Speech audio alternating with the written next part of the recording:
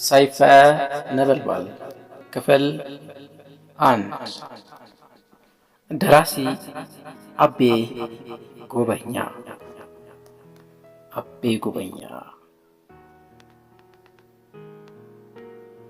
ክፍል 1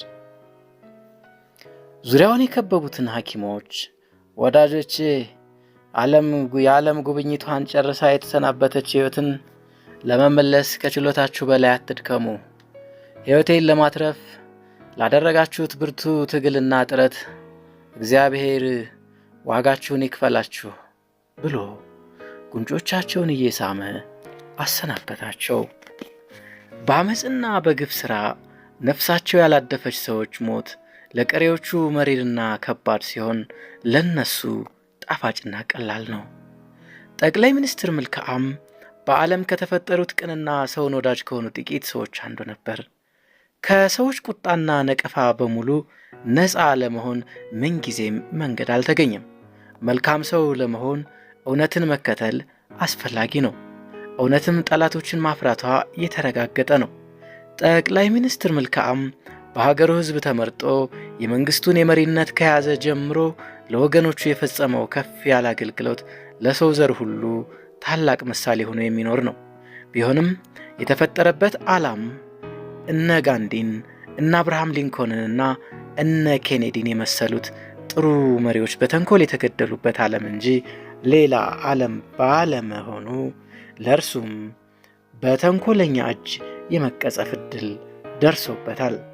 በሚወዳቸውና በማይጠረጥራቸው ሰዎች እጅ በተጠመደበት መርዝ ተይዞ በአልጋ ላይ ያጣጥራል። በፍቅርና በስምምነት አብረው ሲሰሩ የቆዩ ሚኒስትሮችና የጦር አለቆች እንዲሁም ሌሎች ታላላቅ ሰዎች ተራ ከሆኑትም ብዙዎች የአልጋውን ዙሪያ ከበው ቆመዋል። በአልጋው ዙሪያ ከቆሙት ወዳጆቹ ብዙዎቹ በሰውየው ደግነት ይጸጸቱ ነበር። ቅንና ሰውን አማኝ ባይሆን ራሱን በጥርጣሬ ቢጠብቅ መቼ ይህን ሁሉ ይደርስበት ነበር ሲሉ ይሰሙ ነበር። አንዳንዶቹም ለሰው ቅንና ሩህሩህ ከመሆን የበለጠ ስህተት የት አለ? ለአንድም ሰው ክፉ የማይመኝ ያለ አቅሙና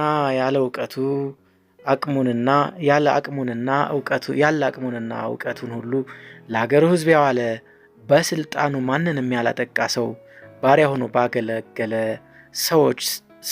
ባገለገላቸው ሰዎች እጅ እንዴት ይሞት ይሉ ነበር። ይህን የመሰለውን ንግግርም ከመልክዓም ጆሮ ደረሰ። በክንዱ ላይ አንተርሶት የነበረውን ራሱን ቀና አደረገ። በዙሪያው የተሰበሰቡትን ሰዎች በፍቅር ተመለከታቸው። በሚችለው መጠንም ድምፁን ከፍ አድርጎ እንዲህ አላቸው። ከሰዎች መካከል ሰይጣኖች አሉ ብላችሁ ለሰው ያላችሁን ቅን መንፈስ አትለውጡ። የመልካም ሰውነትም ዋጋ መወደድ ብቻ ነው ብላችሁ አትጠብቁ። መወደድም መጠላትም አለባችሁ። ለአገልግሎት ከመረጣችሁኝ ጀምሮ አገሬን ቢት ኤልፋስን በቅንነት አገልግያለሁ። በማንም ላይ አመፅ፣ በደልና ግፍ አልፈጸምኩም። ተቃዋሚዎቻቸውን በተንኮል የሚያጠፉ መሪዎች የሚጠቀሙባቸውን ዘዴዎችም አልተጠቀምኩባቸውም። በቅንነት ኑሬ በቅንነት አገልግዬ በቅንነት ለመሞት ደርሻለሁ። አሁንም በእኔ መሞት አትቆጩ። ይልቁንም በጎ መንፈስ ሙቶ ከሀገራችን እንዳይጠፋ ተጠንቀቁ። ከዚህ በኋላ ምክትል ጠቅላይ ሚኒስትሩ ሰውን ጠርጣሪ ባለመሆንህና ለራስህ ባለመጠንቀቅህ ከህዝብ ጋር ያለህን የጠበቀ ፍቅር ሊገፉ ያልቻሉ ምቀኞች በመርዝ እርዳታ ምኞታቸውን ሊፈጽሙብህ ቻሉ። እኛንም በታላቅ የሐዘን ብትር መቱን። እንግዲህ አንተን ለማግኘት ያለን እድል በጥቂት ደቂቃዎች ብቻ የተወሰነ ነው። ለወገኖች ስታስብላቸው የነበረውንና በሰፊ የወጠንኸውን ዓላማ ከግቡ ለማድረስ እንድንችል እባክህ የኑዛዜ ምክርህን ስጠን አለው። በጥርጣሬና በጭቅጭቅ ከኖሩበት ረጅም ዕድሜ እና ክብር በቅንነትና በመዝናናት የኖሩባት አጭር ሕይወት ጊዜና በአጭሯ ጊዜ ውስጥ የሰሯት መልካም ሥራ ታላቅ ደስታን ይሰጣሉ። በብዙ ሰዎች ዘንድ እየተጠላሁ ረጅም ጊዜ በስልጣን ከመቆይ ይልቅ በእናንተና በእኔ መካከል ያለው ፍቅር ሳይጠወልግ መሞቴ ለእኔ ታላቅ ዕድል ነው። ወደፊት የሀገራችሁን ሕዝብ እንዴት እንደምታገለግሉ ለጠየቅከኝ ግን ያዘጋጀሁት ዕቅድ አለላችሁ፣ በእርሱ ተረዱ አለ ጠቅላይ ሚኒስትር መልክዓም። ልሳንህ በሞት ስልጣን ከመዘጋቱ በፊት ካፍህ ለመስማት የምንፈልገው ከፍተኛ ሐሳብስ ለምን ይቅርብን? የቃልህን ምክር ስጠን እንጂ አለ ምክትል ጠቅላይ ሚኒስትር ኤሜሊዮን። ወገናችሁን ወደፊት ማራመድ ተቀዳሚ ስራችሁ መሆኑን እመኑ። እርምጃውም በግንባር የሚደፋ ፍጥነት ወይም በኋላ የሚያስቀር ዳታ ያጠቃው ሳይሆን ሚዛን ያለውና ከተፈለገው የሚያደርስ እንዲሆን አስተምሩት። ህዝባችሁ ሊደርስበት ከሚችለው ደረጃ እንዳይደርስ በፊቱ የተጋረዳችሁ አጥሮች ወይም ወደ ኋላ የምትስቡት ገመዶች አትሁኑ። ህዝባችሁን በዓይንና በስም በሚያስመኩ ነገሮች ለማጭበርበር አትሞክሩ። ከታላላቅ ስምና ከዝና በፊት የሚፈለጉ ነገሮችን በተቀዳሚ ስጡት። ስለ ሮኬት፣ ስለ አቶሚክ ቦምብና በሰማይ አካሎች ላይ ስለተገኙት አዳዲስ ነገሮች ወሬዎች ከምታሰሙት በፊት አንድ ህዝብ በሙሉ እንዴት የዕለት ፍላጎቶቹን ሞልቶ እንደሚያድር ማለት እንዴት በቂ ምግብ እንደሚያገኝ፣ እንዴት ልብስና መጠለያ አግኝቶ፣ እንዴትስ ትምህርት አግኝቶ ጤናውን ጠብቆ እንደሚኖር አስተምሩት። የእናንተን ፈንታም ስሩለት። አስተዳዳሪዎቹና ፈራጆቹ የህዝብ አገልጋይነታችሁን እመኑ። አስተዳደርንና ፍርድን የራሳችሁ ፍላጎት ማስተካከያ አታድርጓቸው። ሌላውን ከዛ በኋላ አስተምሩት አለ መልክዓም። ህዝብን በምን ሁኔታ ማስተዳደር እንደምንችል ትነግረን ትወዳለህን?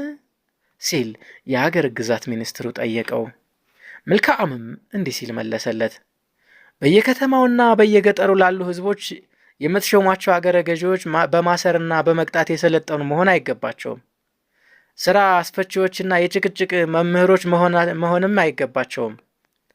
ህዝብን ተገዥነቱን ብቻ ሳይሆን መብቱንና ግዴታውን ጨምረው ማስተማር አለባቸው። በክፍላቸው ያለውንና የተላኩለት ህዝብ ተረዳድቶ መማሪያ፣ የጤና መጠበቂያ፣ የእርሻ ከብት ርቢ፣ የኢንዱስትሪ፣ የመገናኛ፣ ማህበራዊ ኑሮና የበጎ አድራጎት ማስፋፊያ ድርጅቶች እንዲያደራጅ ማሰራት ዋና ተግባራቸው መሆኑን ማወቅ አለባቸው። ፍርድንስ በምን ሁኔታ እናካሄድ? ሲል የፍርድ ሚኒስትሩ ጠየቀ። መልክዓም 2-3 ጊዜ ከሳለ በኋላ በፊቱ የሚወርደውን ላብ በመሐረብ ጠረግ አደረገና እንዲህ ሲል መለሰለት። የጭቅጭቅና የሙግት በሮችን አታብዟቸው። በዓለም ያለውን ነገር ሁሉ ወንጀል አታድርጉት። ጉቦ የሚበሉ ፈራጆችን ለጊዜው በሞት ቅጧቸው። ጉቦና ምልጃ የቅን ፍርድ መጥፊያ ናቸው። የፍርድ ጥፋት የአንድን ህዝብ ሰላምና ጸጥታ መጥፊያ ነው። ከፍተኛው ወንጀል ተብሎ የተጠቀሰውን ነውር ከሰራው ጥፋተኛ ላይ አይደለም፣ ህግን ለማስከበር ተቀምጦ እውነተኛ ፍርድን በጉቦና በምልጃ ከሚያጠፋ ፈራጅ ላይ ነው። ጥቅም ፈላጊ ፈሪና አድሏዊ ፈራጅ ከመሾም ወንጀልን ህግ አድርጎ በነፃ መልቀቅ ይሻላል። ይህ ከሆነ ተበዳዮች ሁሉ ህግ የለም ብለው ራሳቸውን ከወንጀለኞች ራሳቸውን ይጠብቃሉ።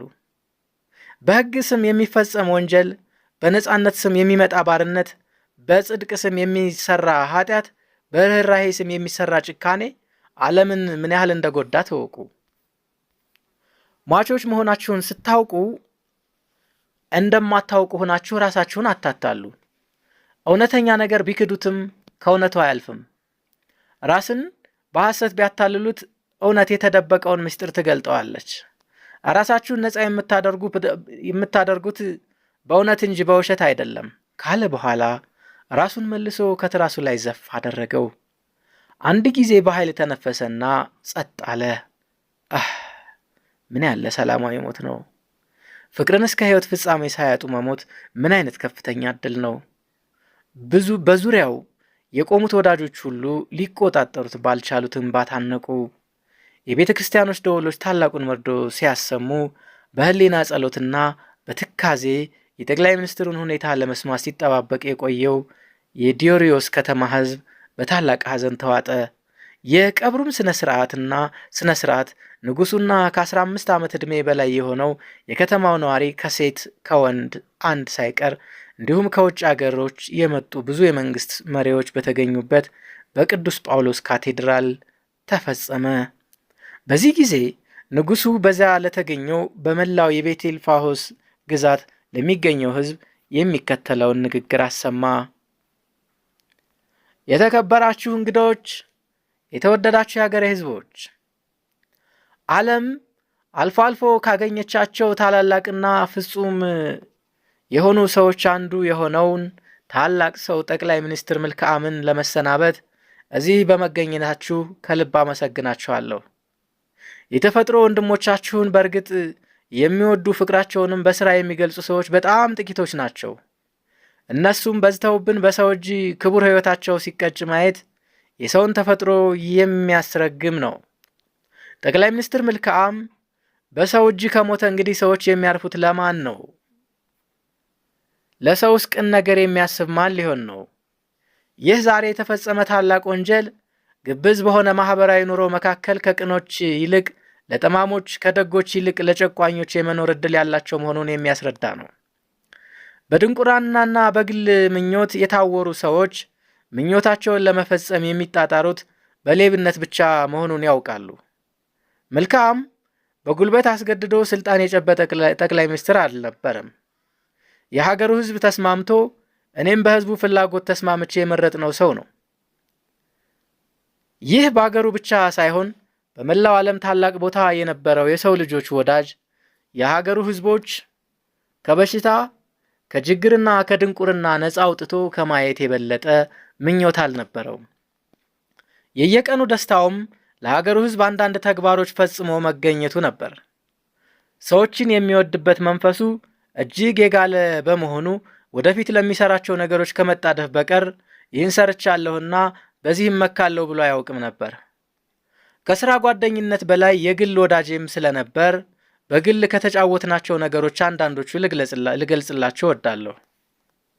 አንድ ቀን ማምሻ ከስራ በኋላ 3 ሆነን ስንጫወት አንተ እድለኛ ሰው ነህ፣ ህዝብ ከሚወድህ በላይ ህዝብን አገለገልህ ብለው በጣም አፈር ብሎ ፈገግ አለና መቼ ለዚህ ደረስኩና የለም ገና ነኝ። በአንድ በሁለት ሰው መወደድ በቀላሉ የሚመለስ ውለታ ነው። በብዙ ህዝብ ዘንድ መወደድ ግን ከባድ ሸክም ነው። ሰዎች ሁሉ በጣም ይወዱኛል፣ ያከብሩኛል፣ አቅማቸው የሚችለውን ሁሉ ያደርጉልኛል። እኔ ግን ለነሱ ምን አደረግኩ? ሌላው ሁሉ ቢቀር ምግብ ሳይቸግር የሚራቡ እንዳይኖሩ፣ ስራ ሳይጠፋ ስራ ፈት የሚሆኑ እንዳይገኙ፣ የኑሮ ጭንቀት መፈጠራቸውን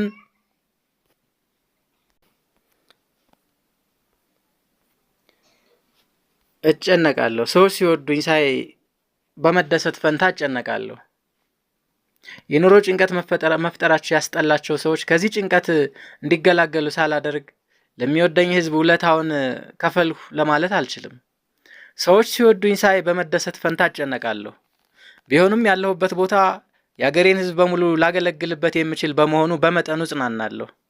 የምደሰተው ግን የስራዬን ፍሬ ለእያንዳንዱ ወገኔ በሙሉ ደርሶት ሳይ ነው። ያለዚያስ ባያውቁኝና ባይወድኝ ይሻላል ብሎ መለሰልኝ። እንዲሁም በሌላ ቀን ክርስቶስ በፍቅር ሊያልፍ ባልቻለበት ዓለም ማንም ፍጡር ሊያልፍበት አይችልምና ራስን ከምቀኞች ጠብቅ ብንለው እንዲህ ሲል መለሰ። እኔ የምጠላው ሰው የለኝም፣ ለጋራ ጉዳያችን እንጂ ለግል ጉዳይ ብዬ ያጠቃሁት ሰው የለኝም። ነፃነቴንም ራሴ ላጣው አልፈልግም። እኔ ሳልጠላቸው የሚጠሉኝ ከሆነ ራሴን ወዴት ልደብቀው እችላለሁ? እንዲህ ከሆነማ ከሚስቴም ከልጆቼ መጠበቅ አለብኝ ማለት ነው። መቼም ቢሆን ሚስቴን ከሀገሬ፣ ልጆቼን ከጠቅላላ ወገኖቼ የበለጠ አልወዳቸውም። ስወዳቸው የሚጠሉኝ ካሉ ምን ማድረግ እችላለሁ? ይህ ታላቅ ሰው ስለ ሰውነቱ የሚነገርበትን ነቀፋ ሁሉ ከምንም ስለማይቆጥር በሐሰት ስሙን ለማጥፋት የፖለቲካ ተቃዋሚዎች ኮሚኒስት ነው ብለው ባስወሩበት ጊዜ በጋዜጣ ላይ የገለጠውን ማብራሪያም ብዙዎቻችሁ አይታችሁታል። ምን ነበር ያለው? በብዙዎች ዘንድ በሐሰት የሚሆን በእውነት የተነቀፈውን ስም በሐሰት ትሰጡኛላችሁ ብዬ አልሰጋም። እኔ ክርስቲያን እንጂ ኮሚኒስት አይደለሁም። 2 ልብሶች ያሉት አንዱን ለሌላው ሰው ይስጥ ብሎ ያስተማረው ባለጸጋ ወደ እግዚአብሔር መንግስት ከሚገባ ይልቅ ግመል በመርፌ ቀዳዳ ትሾልካለች ማለት ይቀላል ብሎ ለግል ጥቅም ያለ ልክ የሚስገበገቡትን የገሰጸው የክርስቶስ ተከታይ ሆኜ ግማሾቹ ወገኖቼ በቁንጣን ግማሾቹ በረሃብ ሲሞቱ ለማየት አልሻም። በሚገባ ሁኔታ ማደላደል ቁንጣንንም ረሃብንም ማጥፋት ስለሚችል ሁሉንም በሚገባ ለማደላደል ዝግጁ ነኝ። የራሳችሁን ጉዳይ ብቻ ከሚሰብኩ አንዳንድ ባለግል ጥቅሞች ከሚመሯቸው መንግስታት የተጫናችሁትን ለማራገፍ ከምትሞክሩ ይልቅ ሀገራችሁ በራሷ እምነትና ዓላማ ልትሻሻል የምትችልበትን መንገድ ብትፈጥሩ በተሻለ ነበር። በማንኛውም መንገድ ቢሆን ከዓላማው ይዛባል ብላችሁ አታስቡ ሲል አስረዳ። የዚህን ታላቅ ፍጡር ድንገተኛ ሞት ለቤተሰቦቹ መርዶ አድርጎ ማየትና እነሱን እግዚአብሔር ያጥናችሁ ማለት ፍጹም ወንጀል ነው። ባሎ መርዷ ታላቁን ልጇን ያጣቸው አገሩ ናት። ሐዘንተኞች እግዚአብሔር ያጥናችሁ ልንባል የሚገባንም እኛ ሁላችን ነን። በዚህ አሳዛኝ ቀን ለወገኖቼ በተለይም በሕዝብ አገልግሎት ላይ ላላችሁ የማሳስባችሁ የታላቁን ወንድማችን ውለታ የምንከፍለው ዓላማውን ከግቡ ለማድረስ በመጣጣር ብቻ መሆኑን ከልብ እንድንገነዘብ ነው። በሉ እግዚአብሔር ይሁነን። ጥልቅ ሐዘናችንን ለመካፈል የመጣችሁትን የተከበራችሁ እንግዶች ከልብ እናመሰግናለን። እግዚአብሔር የሟቹን ነፍስ በጻድቃን ቦታ ያሳርፈልን። የጠቅላይ ሚኒስትር መልክዓም አጭር የህይወት ታሪክ። ጠቅላይ ሚኒስትር መልክዓም በ1913 ዓ.ም በመስከረም ወር በቤት ኤልፋውስ ቱጊኒ በተባለች አውራጃ ከአንድ መካከለኛ ገበሬ ቤተሰብ ተወለደ። በ10 ዓመቱ በመንደሩ ጥግ ካለ አንድ የፕሮቴስታንት ሚስዮን ትምህርት ቤት ገብቶ የአንደኛ ደረጃ ትምህርቱን ካጠናቀቀ በኋላ ወደ ዋና ከተማው ወደ ዲዮርና መጥቶ ወደ ኪንግ በኮርሊንቆስ የሁለተኛ ደረጃ ትምህርት ቤት ገብቶ የሁለተኛ ደረጃ ትምህርቱን አጠናቀቀ። ከዛም ወደ ታላቁ የመሐንዲስ ኮሌጅ ገብቶ ለ1 ዓመት ተኩል ካጠና በኋላ ቤተሰቡን ለመርዳት ሲል ትምህርቱን አቋረጠና በአንድ ካምፓኒ ስራ ያዘ። ልክ በ20 ዓመቱ ወደ መንግስት ስራ ተዛውሮ ለ1 ዓመት በፍርድ ሚኒስቴር ከሰራ በኋላ እንደገና ወደ አንድ የእንጨት ኢንዱስትሪ ገብቶ ሲሰራ በ22 ዓመቱ የሰራተኞች አንድነት ድርጅት አባል ሆነ። በ27 ዓመቱ የሰራተኞች አንድነት ድርጅት ዋና ጸሐፊ ሆኖ ሲሰራ በአመቱ የፓርላማ አባል ሆኖ ተመረጠ። በሁለተኛ ምርጫ ጊዜ እጩ ሆኖ ከቀረበ በኋላ በሀገሩና የሀገሩ አዋሳኝ በሆነው በባርታውስ መካከል ከፍ ያለ ጠብ ተፈጥሮ አገሩ ወዶ ዘማች ስለጠየቀች ከመጀመሪያዎቹ ወዶ ዘማቾች አንዱ ሆኖ ተመዝግቦ ጦርነት ወደ ተነሳበት ጠረፍ ዘምቶ ለጥቂት ወራቶች ከተዋጋ በኋላ ጦርነቱ በቶሎ ስላቆመ ወዲያው ወደ ከተማ ተመለሰ። ከዛም ተመልሶ በአንድ ካምፓኒ ተቀጥሮ ሲሰራ ድሮ በነበረበት የሰራተኞች አንድነት ድርጅት ገባና ከጥቂት ጊዜያት በኋላ የሰራተኞች አንድነት ድርጅት ፕሬዚደንት ሆነ። የሰራተኞች አንድነት ድርጅት ፕሬዚደንት ሆኖ በቆየበት ጊዜ 2 ጊዜ ወደ ዓለም ሰራተኞች ማህበር ስብሰባ በሀገሩ የሰራተኞች ማህበር ስም የተወከለ ተልእኮ በአንደኛው ስብሰባ ምክትል ሊቀመንበር፣ በሁለተኛው ስብሰባ ዋና ሊቀመንበር ሆኖ ተመርጦ ሰርቷል። በእነዛም ዘመኖች 2 ታላላቅ መጽሐፎች ጽፏል። እነዚህም አንደኛው ክርስቲያንነትና ሶሻሊዝም፣ ሁለተኛው ደም የለሽ ጦርነት የሚሉ ናቸው።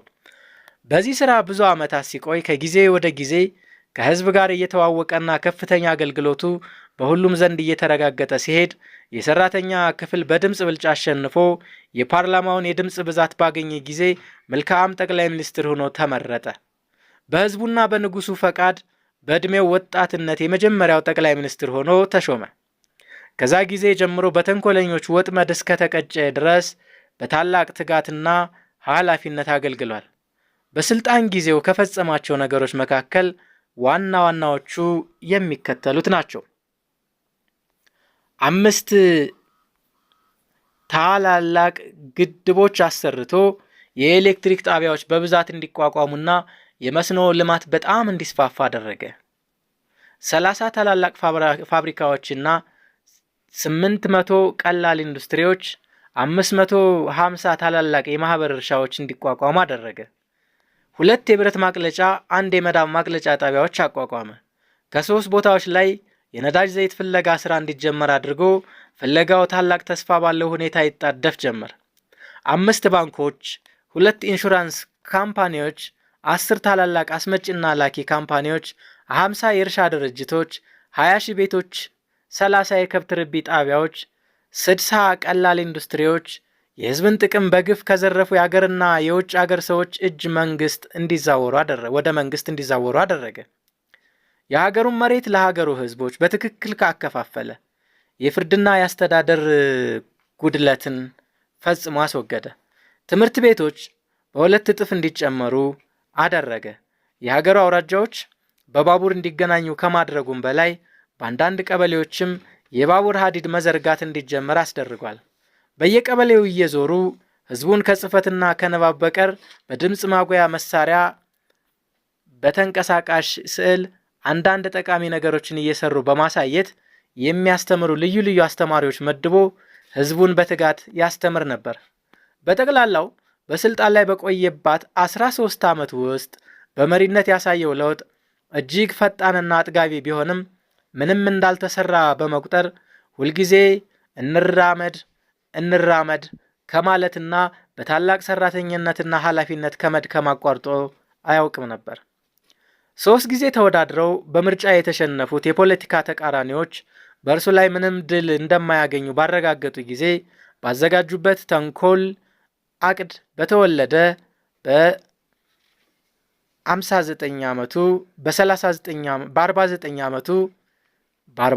ዓመቱ ከዚህ ዓለምና እጅግ ከሚወደው ህዝብ በሞት ተለየ። ሙሉ የሥራ ፍሬውን በሚቀጥሉት ምዕራፎች እናገኛቸዋለን። አሁን እሱ እንደሞተ በታላቅ ሐዘን የተቃጠሉት የአገሩ ህዝቦች ያጎርፉት ከነበረው የሐዘን ግጥም መካከል የሚከተሉትን ለምሳሌ እንመልከት። ሰው ሰውን አይወድም ብሎ የሚል ማን ነው? ወገኑን እስከ ሞት ሲወድ እያየ ነው።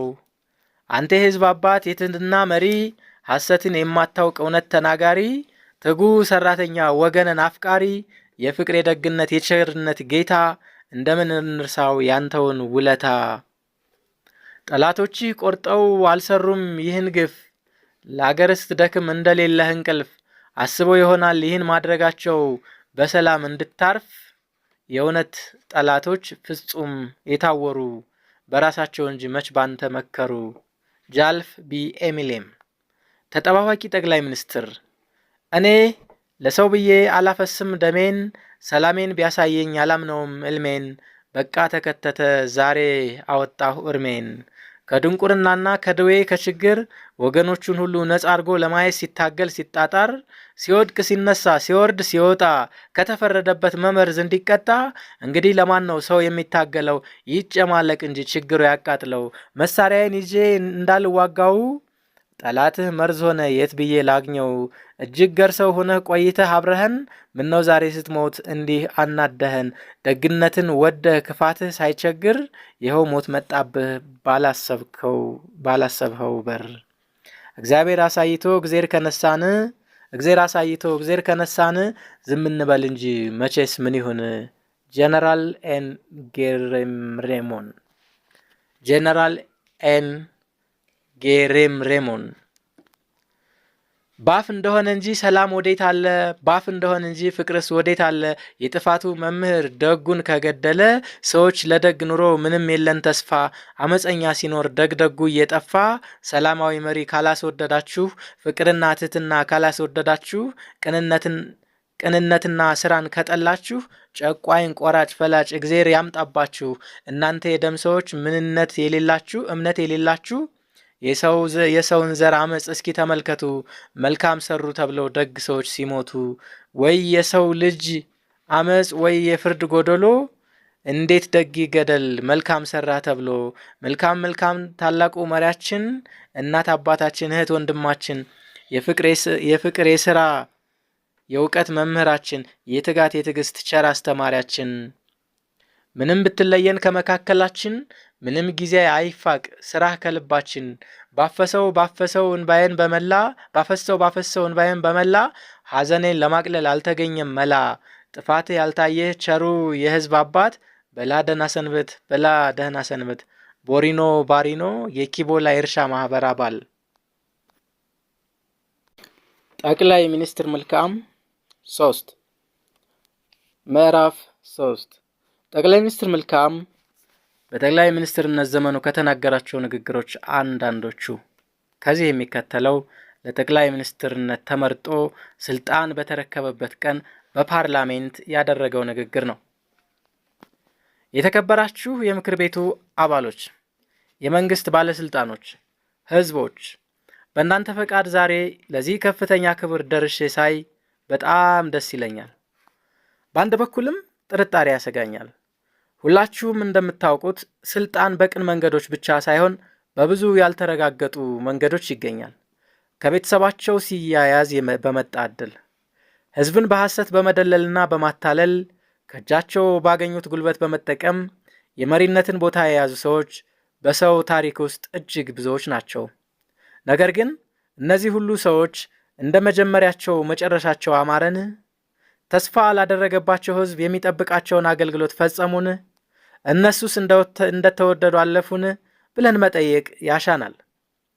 የዚህ መልስ ከአንዳንድ ዕድለኞች በቀር ለብዙዎች አልሆነላቸውም የሚል ይሆናል። ሁሉንም መከራና ችግር እግዚአብሔር ካመጣብኝ በትዕግስት እቀበላለሁ። ሕዝብ ወዶ ሲጠላኝ ከማየት ግን አለመኖሬን እመርጣለሁ። ስንቶች ለሕዝብ የሰጡትን ቃል አፈረሱ። ስንቶች በግል ጥቅም ተደለሉ። ስንቶች በትዕቢትና በግብዝነት ዓላማቸውን ሳቱ። ስንቶች በወደዳቸው ሰዎች ዘንድ ተጠሉ። ለመጀመሪያ ጊዜ በስልጣን ላይ ሲወጡ ሕዝብ በተስፋ ያልጠበቃቸው ስንት ሰዎች ነበሩ። መጨረሻቸው ምን ነው? እንደ መጀመሪያው አልሆነ። ብዙ አደገኛ ሰዎች ከከፍተኛ ቦታ ወይም ከተራ ሰውነት ተነስተው የአንዳንድ ታላላቅ ሕዝብ መሪ ለመሆን ደርሰው ነበር። ነገር ግን ከግዳጃቸው አስቀድመው ለግል ፍላጎታቸው ከፍተኛ ቦታ ሰጡት። ይህም ለሀገራቸውና ለራሳቸው ታላቅ የውድቀት ምክንያት ሆነ። ተወዶ እንደመጠላት፣ ተከብሮ በገዛ ተግባር እንደመናቅ ያለ የሞት ወዴት አለ? ይህን የምነግራችሁ በአሁኑ ጊዜ ሌላ ናፖሊዮን ወይም ሌላ ሂትለር ይፈጠራሉ በማለት ሳይሆን የጊዜው ሁኔታ በሚረዳቸው መጠን ከሚወዳቸው ሕዝብ ጋር የሚያራርቃቸውንና ለራሳቸውም ከፍተኛ ፍረትን የሚያስከትልባቸውን ሥራ ከሚሰሩ መሪዎች መመሳሰል እንዳይኖር ነው። በድሮ ዘመን የነበሩ በከንቱ ምኞት የሚመሩ መሪዎች የራሳቸውን ስምና ዝና ከፍ ለማድረግ የሚከተሉት ዓላማ ብዙ ሕዝቦችን የሚያጠፋ ድህነትንና ችግርን በሰዎች ላይ የሚያስከትሉ አደገኛ ጦርነቶችን በእውርነት መከታተል ነበር። የዛሬዎቹ አደገኛ መሪዎች የሚከተሉት ደግሞ ከዚህ የተለየ ነው። በአሁኑ ዘመን ጦርነት ቢነሳ ማንንም ሳይለይ የሚያጠፋ መሆኑን ስለሚያውቁት የሀገራቸውን ሕዝብ ጠቅላላና መሰረታዊ ጥቅም ለውጭ መንግስታት በመስጠት የግል ጥቅማቸውንና ስማቸውን በመካብ ታላቅነትን ለማግኘት ይመርጣሉ። በአሁኑ ዘመን አንዳንድ ሀገሮች ከሕዝባቸውና ከራሳቸው ስም ይልቅ የመሪዎቻቸው ስም በበለጠ ታውቆና ገኖ ይገኛል። ይህ የአንዳንድ ሕዝብ ጥቅም ተብሎ ሊገመት አይችልም። ጌቶች ሆይ የሰውን ልጅ ወደ ግብዝነትና ራስን ያለ ልክ ወደ መውደድ የሚገፋፉትና ከተፈጥሮ ያገኛቸው የግል ጠባዮቹ ብቻ አይደሉም። መካር ማጣትና የአዳናቂ መብዛት ከማንም የበለጡ ሰውን የሚያባልጉ ነገሮች ናቸው። ምስጋናን ተሸክሞ በትክክል መራመድ ለማይችል ሰው ከመመረቅ መረገም ይሻለዋል። እርግጥ ነው ሰው መልካም ሰርቶ ጥቂት ምስጋና እና የመንፈስ ድጋፍ ካላገኘ መንፈሱ ይደክም ይሆናል። ነገር ግን ነውር ሲሰራ መካር የማጣትን ያህል አይጎዳውም። በማይገባ እንድትወቅሱኝና የማታሰሩ እንቅፋቶች እንድትሆኑ አልፈልግም። ስሳሳት ካላረማችሁኝ ብዙዎቹን ሰዎች ከመንገዳቸው ያወጣቸውና ያሳፈራቸው ግብዝነት እንደሚደርስብኝ የታወቀ ነው። ማን አለብኝ ከኔ፣ ማን ይበልጣል ከኔስ፣ ማን ይሻላል ከሚሉት አደገኛ ስሜቶች መራቅና ከአንድ ራስ ሁለት ራሶች ይሻላሉ የተባለውን የአውሮፓውያን ምሳሌ መከተል እጅግ ይጠቅማል። አሁን ሕዝብን ሊያደርጉለት ከሚችሉትና ከሚያስቡለት በላይ እየተናገሩ እንደሚጫወቱበት ሰዎች ረጅም የተስፋ ዲስኩር ላወራችሁ አልሻም። አሁን የምለምናችሁ ተስፋ የጣሉብኝ በእኔ የነበራቸውን ተስፋ እንዳይቆርጡብኝ፣ የወደዱኝ እንዳይጠሉኝ፣ ለቅን አገልጋይነት እግዚአብሔር እንዲያበቃኝ በጸሎታችሁ እንድትረዱኝ፣ እናንተ በምክርም በስራም የምታደርጉልኝን እርዳታ እንዳትነፍጉኝ ነው። ከዚህም ጋር በግል ጥላቻ ያለ ትክክለኛ ፍርድ በወህኒ ቤቶች ታጉረው በችግርና በስቃይ የሚቀጡትን ወገኖቻችንን ነፃ የማድረግና በፍርድ ለሚታሰሩም ርኅራሄ ያልጎደለው ይዞታ ማድረግ የመጀመሪያ ስራችን ርህራሄ ያልጎደለው ይዞታ ማድረግ የመጀመሪያ ስራችን መሆኑን እንዳትዘነጉ።